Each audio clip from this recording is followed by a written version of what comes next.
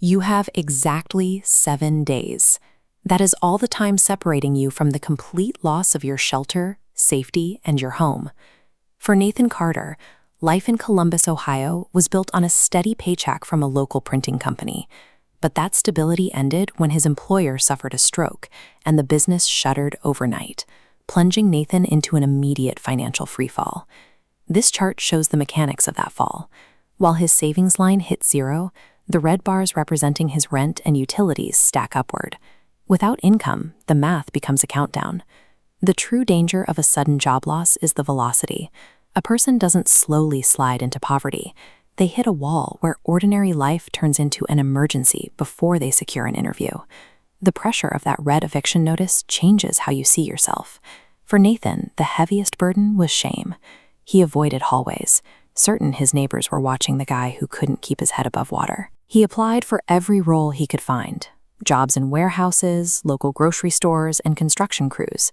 But each application was met with the same automated, polite rejection. The harder he worked to find a way out, the more the system seemed to lock him in place. By day 4, the exhaustion took over. When you are told no by every employer and the law itself, you start to believe the judgment. Nathan stopped fighting and started packing his life into boxes. The standard societal response to bad luck is punitive. Our systems are designed to remove a struggling tenant as a liability rather than solve the underlying crisis. Then came a knock at the door. It was Margaret Whitaker, the landlady. Nathan expected her to finalize the eviction and demand his keys. But Margaret looked at the paperwork differently.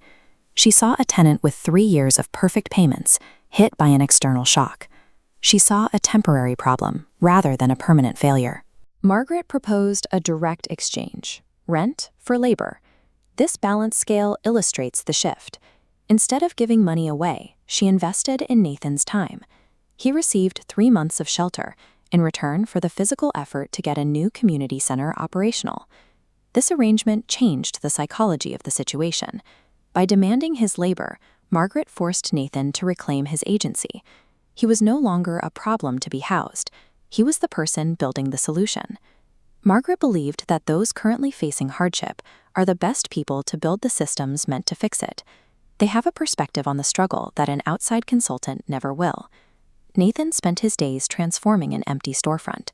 He painted walls, assembled furniture, and organized donated equipment, turning a hollow space into a functional hub. The physical momentum of the work began to clear his anxiety. Having a specific task to complete every morning gave him a reason to wake up that had nothing to do with panic. When the center opened, the neighborhood responded immediately. Single mothers with children, laid-off factory workers, and teenagers seeking trade schools began walking through the doors. Because Nathan was running the daily operations, he was placed directly in the path of the center's partners.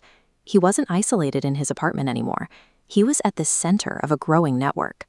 One of those partners was Harold Benson, who ran a printing supply company. While they were unloading equipment, Nathan mentioned his background. Harold's company was expanding and needed someone with Nathan's specific experience. 2 days later, he was hired for a full-time role with benefits. The strategy worked because it broke his isolation. By giving Nathan a role to play, Margaret placed him in an environment where his skills could be noticed by the people who needed them. 3 years later, the Whitaker Community Support Center is a permanent fixture in the city, helping people navigate the same crisis that nearly cost Nathan his home. This map shows the compounding effect of that one decision.